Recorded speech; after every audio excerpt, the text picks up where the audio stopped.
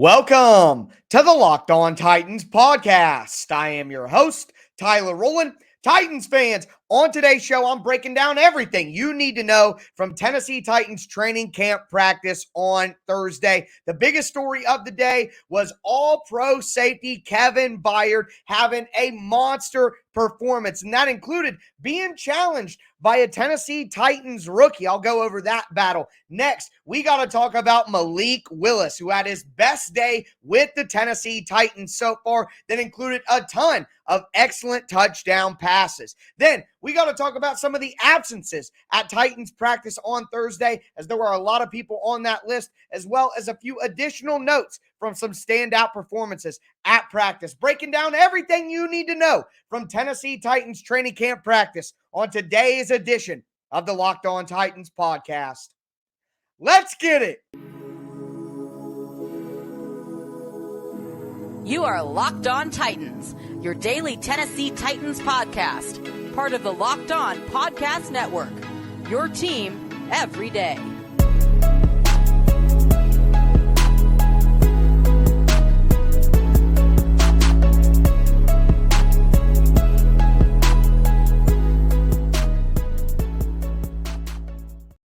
Titans fans, it was a big day for Kevin Byard on the field and off the field. I'm going to get into all of that. Before I do, want to thank you guys for making the Locked On Titans podcast your first listen every day. If this is your first ever listen to the Locked On Titans podcast, make sure you subscribe on whatever platform you do stream. I am going to be putting out daily, Monday through Friday, free Tennessee Titans content all year round and on all platforms, including the Locked On Titans YouTube channel. Subscribe there, smash the notification bell, and throw a thumbs up on the video if you're watching on YouTube right now. I'm trying to get 1 million likes on this video. It goes a long way to help supporting the channel. I do appreciate it. You can find me for additional analysis and my film work on Twitter at Tic Tac Titans and on the show Facebook page at Locked On Titans Pod. I am your host, Tyler Rowland, Tennessee Titans fan for nearly 25 years and a certified film junkie who's breaking down the X's and O's with you guys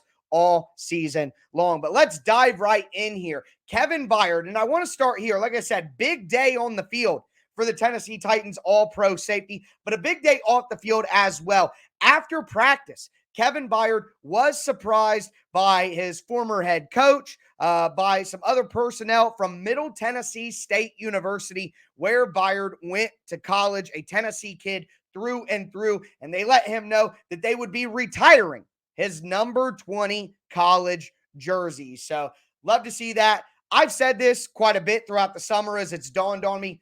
Kevin Byard truly is my favorite Tennessee Titan of all time. He may not be the best Tennessee Titan of all time. I certainly think he's the best safety in Tennessee Titans history since the move. Kevin Byard, what he does in the community, what he does as a leader on the team. If you remember back to the 2020 season and all the turmoil there, Byard was the voice for the Titans. And then, of course, his play out on the field. And Byard doesn't just make big plays. He makes them in the biggest moments when the team needs them the most. So, Kevin Byard, I remember when he got drafted, me and my brother, also a Titans fan, celebrating the pick. And I said, man, there's something special about this guy. I just have a feeling he's going to be something great. I didn't know that he'd turn out to be a multi-time first-team All-Pro, but I'm so happy that Kevin Byard turned into what I was hoping he would be and more, not only on the field, but off it. So just wanted to take a moment and talk about the greatness of Kevin Byard, my favorite Tennessee Titan of all time, and the only Tennessee Titan that I own a jersey of. So I'll let that speak for itself. But let's talk about Byard on the field. Ryan Tannehill hadn't thrown an interception all training camp long. Well, that ended on Thursday. And who else but KB, the mayor of Murfreesboro? Kevin Byard worked over the middle of the field. Tannehill was targeting Austin Hooper down the seam, which is like down the hash mark on a vertical route. Byard slid in between and got the interception. Byard talked after practice and said he'd been hearing a little bit too much talk about Ryan Tannehill not throwing an interception in training camp, that he wanted to do something about that. And he certainly did. It wasn't just that, but Kevin Byard versus Kyle Phillips has become a major battle in camp. We talk about Roger McCreary versus Traylon Burks. Well, we got to keep monitoring Kevin Byard versus Kyle Phillips. So Kyle Phillips been winning some in one-on-ones. He'd been making some great plays, dusting some people, quite frankly, throughout camp, and that continued on Thursday. Well, for the past couple of days, Kevin Byard said, hey, young buck, one-on-ones in the red zone, me versus you. And when Byard did that, they tried to throw the fade to Phillips. Byard knocked it away. No chance, rookie. But Kevin Byard talked about purposefully calling out Kyle Phillips multiple days this week and saying, I want to go against you. And Byard says he wants to improve his ability to play man coverage in the slot and show the coaching staff that if he needs to do that, be that tight end stopper, play slot receivers, he can win in those areas, and it just makes him better. So Kevin Byard talked about purposefully doing that and calling out the rookie, not only because the rookie is making some people look bad and he wants to, shut that down a little bit. No bother. The All-Pro saying, okay, Rook, calm down. Come get some of this. And he's done it multiple days, but also trying to sharpen his skills in that avenue in a position that, he's not normally in, playing those shifty slot receivers. So Kevin Byard, just another example of constantly trying to win. He had another pass breakup in more of a team scenario. I believe it was 7-on-7 red zone against Kyle Phillips running a fade. KB, man, he's the All-Pro. Rookie, you're doing good, but, when I take it up a notch on you. I also love the comment from Kevin Byard. Someone asked him after practice about, the media just being so high on the Colts. Kevin Byard said the Titans have never been the, quote, talk of the town. And he also, quote, knows that doesn't matter. So love the simple answer from Kevin Byard, not getting all on the bulletin board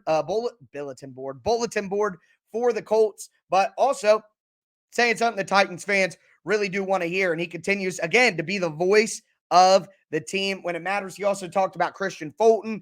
Christian Fulton had a little bit of an up and down day on Thursday. I'll explain when we talk about, some team notes that I want to get into. But Kevin Byard talked about Fulton being an X factor for the team. He should have a Pro Bowl year. That's the standard for Christian Fulton. Leadership, holding those guys to a certain standard. Love to see that.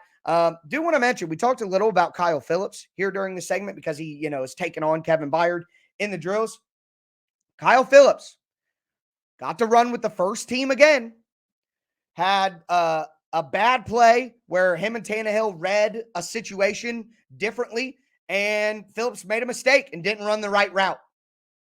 Came back, same exact play later in practice, touchdown on a fade route to Kyle Phillips on the same play. Guy doesn't make the second mistake twice. Wide receiver coach Robert Moore said he's earned first-team reps with the way he knows the playbook, the way he's competing, the way he's getting open. Mike Vrabel talked about Kyle Phillips, the way he's getting open. So you guys watched yesterday's show about the rookies and getting hype about that class. It's only intensifying, folks. But we're going to continue talking about the awesome moments in practice. Malik Willis, baby, showing out in practice. Had his best day of training camp so far. I'm going to break that down for you guys in just a moment. Before I get into it, do want to tell you about BetOnline.net, the fastest and easiest way to check in on all your betting needs. You can find all your favorite sports and events at the #1 online source for odds, lines, and games. They got info on every sport, including MLB, NFL, NBA, NHL. They have combat sports, including UFC, esports, and even golf. BetOnline continues to be your top resource for all your sports wagering information. Head to BetOnline today. They have live betting. They have score updates. They have news, everything that you could want. You can use your mobile device or your laptop or your home computer, whatever you want. Go to BetOnline and check out all the action happening today. BetOnline, where the game starts.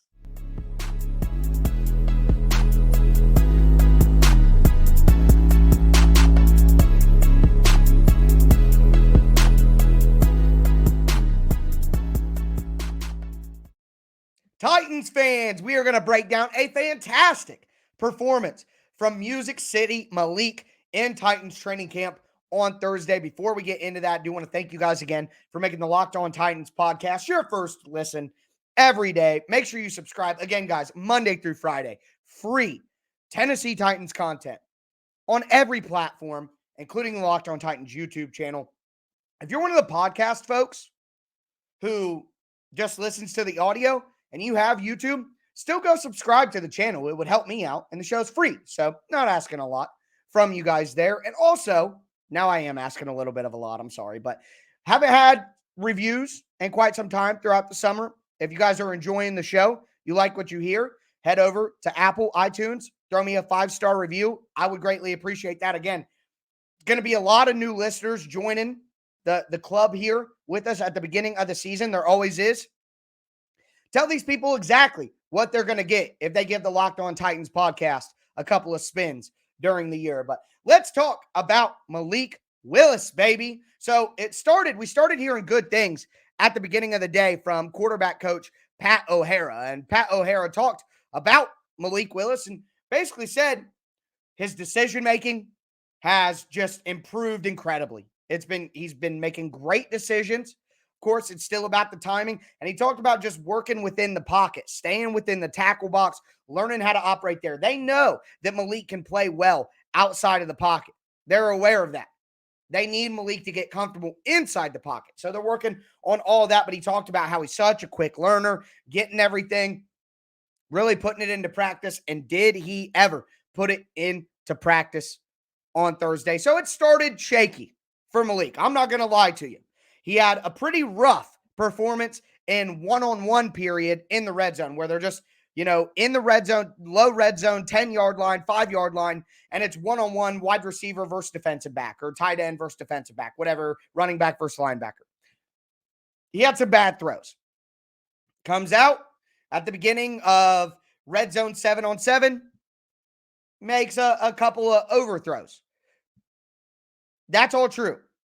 He's a rookie who needs some development. He had some up and down moments as well, but he responded at the end of practice in a major way. In low red zone, so we're talking 10-yard line and in 7-on-7 drills, his first pass, 5-yard gain on the sideline. Then, after that, 3 straight plays in a row. A drive throw, a power throw from the opposite hash to the other hash for a touchdown to Terry Godwin. The next play, think about this. Malik in the pocket, nobody open. He went through all of his progressions. Nobody there. He rolls out to his left. And we've been talking all week about how Malik's form, and he doesn't really look comfortable rolling to his left. He rolls to his left, looks, and fires a nice dart over the middle of the field for a touchdown to Josh Malone. The very next play, Malik in the pocket throws an anticipatory throw with incredible touch over the middle of the field, lobs it over the middle as Briley Moore runs into place and catches it for another touchdown. That's 4 for 4, 3 touchdowns in a row. The arm strength with a drive throw to Terry Godwin, rolling left and improving on something that he struggled with early in the week, going through all of his progressions in a quick manner like he struggled with early on that the coaches have been saying the timing he wants to go through, gets through that, finds Josh Malone rolling left for a touchdown. That right there, arm strength, going through progressions quickly, rolling out to his left and improving his technique on that side. 2 touchdowns in low red zone. Then follows it up with an anticipatory touch throw over the middle to Briley Moore. We see the playmaking out of the pocket. We see improvement in technique just from a few days ago. We see progression timing, which is a big thing that he's working on. We see arm strength that we already know that he had, anticipatory throws, touch throws. Boom! What a day from Malik Willis. And it wasn't just low red zone 7-on-7, low red zone team activities. He had a touchdown throw to Reggie Roberson. He had another touchdown throw to Briley Moore. He had a couple of throws to Jeff Swaim and one-on-ones for touchdowns. I mean, yeah, it's going to be up and down. Yeah, he's not going to be the starter. But, I mean, this kind of improvement, this rapid improvement, this goes with what the coaching staff has been saying all along about Malik Willis being such a quick learner. I know it all sounds flowery when you hear it from the coaches, but we're seeing it happen and take place in training camp. And just to put the cherry on top for you, and anybody who's been listening to the show for the last few weeks, or for the last few years, for that matter, will know that Look at my smile, man. This made me so happy to hear. Today at training camp, Malik Willis got what Paul Kaharski called true number 2 reps. True number 2 reps. Logan Woodside was on a side field working with some new players that the Titans have signed recently on the playbook. You know who was running the second team? Music City Malik. It's only a matter of time, Logan. Anyways, not going to victory lap and peacock too soon on you guys, but come on, man. You really think the Titans would have a better chance to win a game if Tannehill got hurt with Woodside over Malik Willis? Come on, man. Come on. Now, if we'll watch the preseason, and if Woodside just looks way better, then whatever, I'll concede to you guys. But come on, man. And who do you want to watch anyway? If the Titans are starting Malik Willis and Logan Woodside, they probably don't have great chances to win anyway at that point. Let's at least put Malik out there and get him ready and get him reps. At that point, why would Logan Woodside ever come in and play?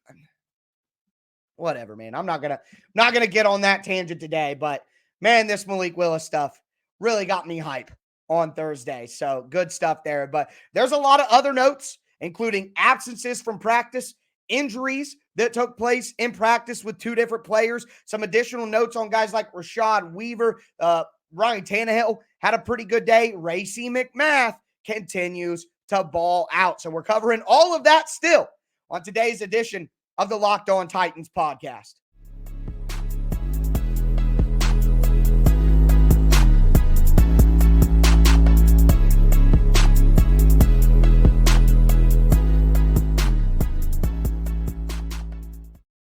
Titans fans, we're going to cap off today's edition of the Locked On Titans podcast, going over some additional notes from practice. Before we get into it, do want to thank you guys again for making the Locked On Titans podcast your first listen every day. As for your second listen, you guys should check out the Locked On NFL podcast. You get all your Titans news here with me in under 30 minutes every single day for free. You could do the same with your national NFL news, especially when the season comes around. You're going to want to hear news from all these other teams.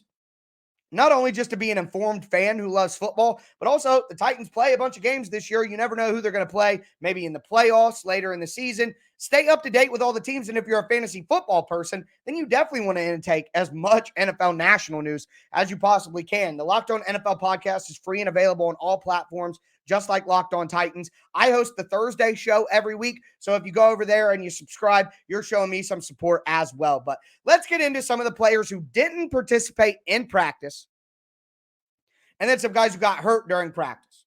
Still no Elijah Molden. I'm a little worried at this point about that with the way that injury looked, the way it was non-contact and he kind of tripped over himself on the field. A little worried about that one. Jeff Simmons didn't participate. That's fine. Who cares? That's veteran maintenance, and we know it. Ben Jones, Taylor Lewan, Danico Autry all seem like veteran maintenance. But also, no Bud Dupree again. That's 2 out of 3 practices this week. Now, Friday, there's another practice tomorrow. Let's see who's back tomorrow. If Bud Dupree plays tomorrow, and for the record, Ryan Crow, outside linebacker coach for the Titans, talked about Bud Dupree, and he didn't mention anything about being banged up. So maybe it truly is veteran rest days, but you guys know I'm keeping my eye on that. But anyway, so those are the people who didn't participate. We know that Elijah Molden is an injury. Everybody else could just be veteran rest day. But some people got hurt during practice, though, and one of them is Jamarco Jones. So in the news 2 days in a row 2 out of the last 3 days for less than ideal circumstances. The fight with Taylor Lewan before practice, and then now this. And it looked like, according to reports, that it was a lower right side calf, lower body, maybe knee, ankle, something in there. Maybe foot, I guess. That is lower right side of your leg. Not a doctor, as I always say. But that's unfortunate. You know, I theorized, and someone in the comments said it was in bad taste for me to theorize, but hey, this is my show. I'll theorize what I want. I theorized that maybe Jamarco Jones got a little upset with Taylor Lewan in a conversation about his reps. Maybe it wasn't. Maybe Taylor was just being annoying, which you could believe that, right? We all know Taylor. Love him or hate him. You could believe it. So whatever. But if it was about reps, well, this is a tough spot for Jamarco if he's banged up at all, because it seems like Aaron Brewer, and let me also say this, Keith Carter, the Titans offensive line coach, talked about solidifying starting jobs. Well, if it's an open competition, then it's about someone taking the spot, not solidifying their spot. Solidify would mean that you already have it and you nail it down, you know? So to me, that verbiage would lead me to believe that they know that Brewer and Radins are their number ones right now, and they're expecting those guys to solidify those spots. And if they don't, then it would open the door for MPF at left tackle or Jamarco Jones at left guard. But if Jamarco Jones is going to be out anytime with preseason coming up, Aaron Brewer's already in the lead. So he's only going to extend his lead, and everybody loves him. Mike Vrabel said today about Aaron Brewer that sometimes a 6-ounce filet is better than a 12-ounce filet. I don't know if I agree with that, Mike, but I understand what he's trying to say. And he's just saying that maybe Aaron Brewer isn't the biggest guy, but because he's not so big, his speed and quickness can help him be better in those areas. And maybe sometimes the net value of that works out to be better in the long run. So that was interesting. But yeah, Jamarco Jones injured at practice, headed inside, did not come back out. At the very end of practice, Larrell Murchison walked off, hurt. Couldn't really tell what was bothering him, but he did walk away from practice earlier than other guys as practice was wrapping up and went inside with a trainer. So that's something to monitor. I've been saying that, and some people say, oh, that's not a surprise, but some of you guys just are going to disagree with certain things I say no matter what, and that's fine. I don't really care.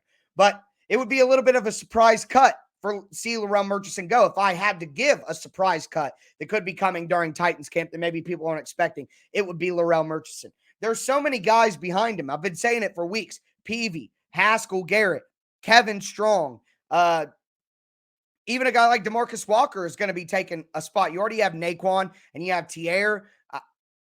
I mean, there's definitely a chance. Deshaun Hand is a guy that has to be mentioned. I think has a great shot to take that spot. I've been saying all along, I wouldn't be surprised to see Larrell Murchison cut because of the competition at the end of the depth chart with the interior defensive line. And if he's going to miss opportunities, or if he's leaving out with the trainer of an injury that, you know, maybe he can play through, I don't know, then those are things that'll push closer towards maybe him not getting that, you know, one of those final spots on the interior defensive line.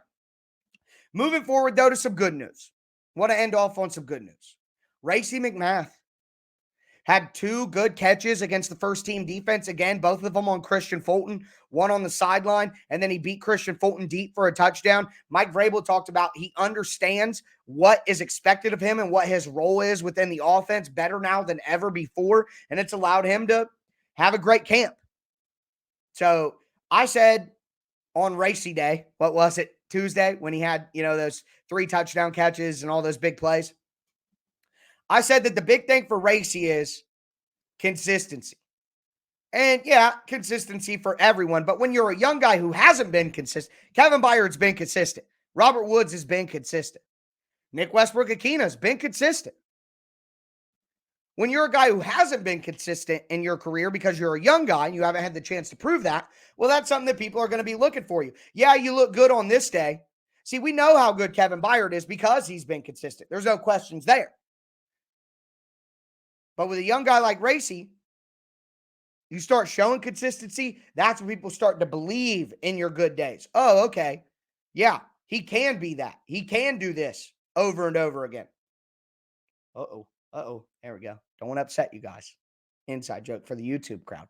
But anyways, besides a great day from Racy, we saw Traylon Burks catch a touchdown pass from Woodside. Robert Woods caught a nice touchdown pass from Ryan Tannehill where he extended the ball over the goal line. Austin Hooper, Des Fitzpatrick even caught a big pass from Ryan Tannehill. Nick Westbrook-Akina had a couple of catches. Good stuff there on the offensive side of the ball. Rashad Weaver got singled out by Mike Vrabel, said he had his best practice of training camp today, played physical, did well in the unscripted period, said he was an improved player, very active. Love hearing that. Rashad Weaver, especially with Bud Dupree's up and down injury history.